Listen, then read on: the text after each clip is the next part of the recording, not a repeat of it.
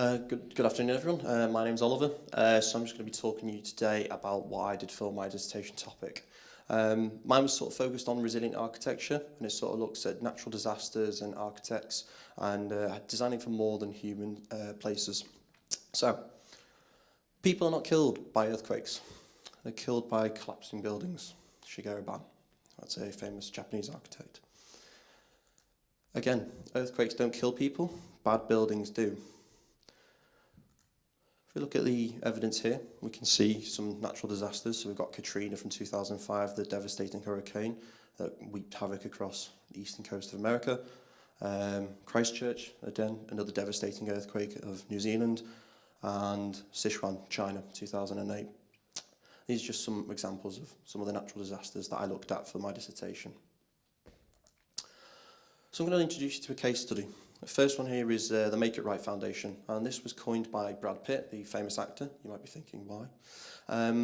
He did it as a charity in conjunction with William McDonough. He was an American architect, and they got together 21 famous architects, Frank Gehry, David Adjaye, Shigeru Ban, and they basically clobbered together some designs for these houses, and the idea was to re-inhabit an area of lower New Orleans, the lower 9th Ward.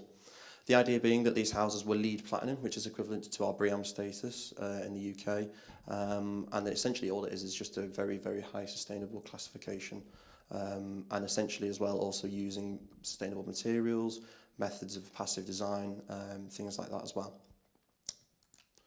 Unfortunately, it was ill-fated. 150 homes were pledged, only 109 were built, and no more were built. And as of 2022, 2 have been condemned already. And the reason for this, unfortunately, was because of the construction method. It just didn't work. The materials, they rotted, they got mold, unfortunately, it just didn't work. There was no local involvement with the community, so there was just a complete top-down discussion. No one was invited in from the local community to advise on it. They weren't asked what they wanted. It was literally, this is what you're getting, take it or leave it sort of thing. In addition to it as well, it's quite expensive. The LEED Platinum status cost $15,000 just alone, just to get that platinum status. Again,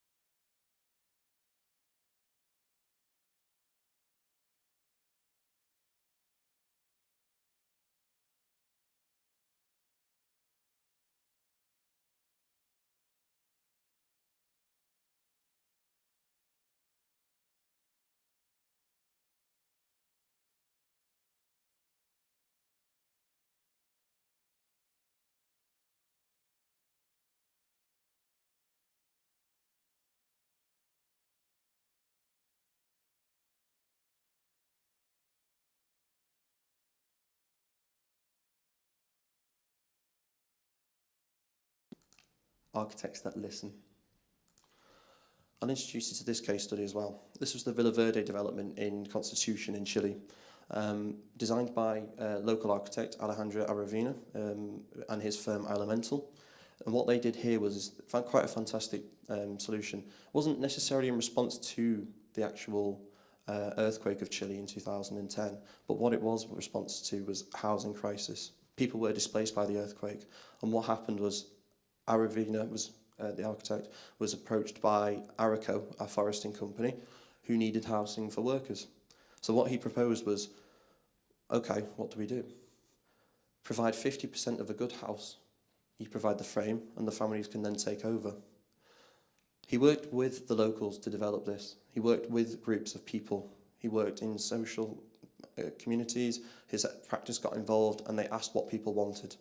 They wanted things such as essential utilities, so he provided it. He wanted things that were high quality, so he provided it. But again, only 50% of it, and it was 57 square metres was provided. The rest could be upgraded to 86 square metres. They ran construction workshops so people could learn how to build the rest of their own house and also adapt to it as what they wanted to.